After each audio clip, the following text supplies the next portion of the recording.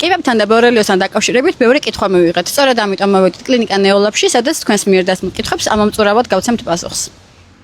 თუკი ჩვენ გვაქვს ისტორია ტკიპის ნაკბენის, აქ შეიძლება მივიტანოთ ეჭვი ბორელიოზზე.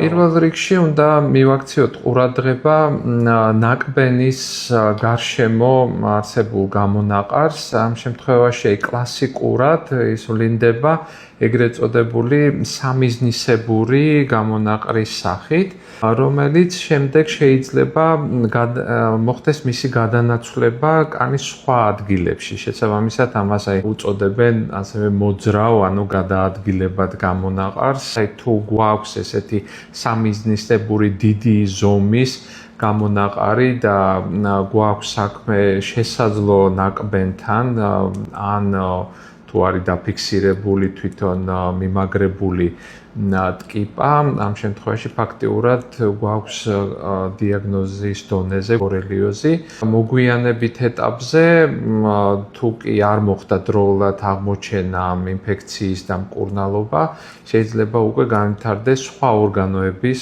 მხრივ სიმპტომები, როგორიც არის იგივე სახსრების ანთებითი პროცესი ან ნერვული სისტემის მხრიდან შეიძლება იყოს პრობლემები ან გულსიზარდთა სისტემის მხრიდან.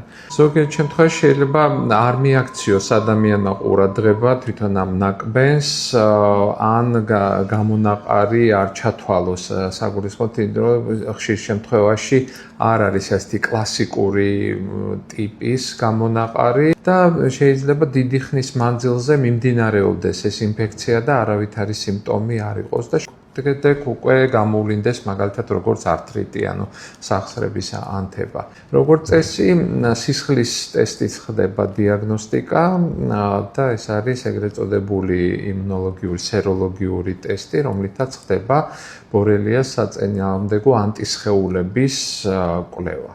ერთი სამუშაო დღის განმავლობაში ხდება ეს კვლევა და არ არის ძალიან ძვირი, სადღაც 20-დან 30 ლარამდე დიაპაზონში არის მისი ღირებულება. შესაბამისად, ხელმისაწვდომობა ამ ტესტის საკმაოდ მაღალია.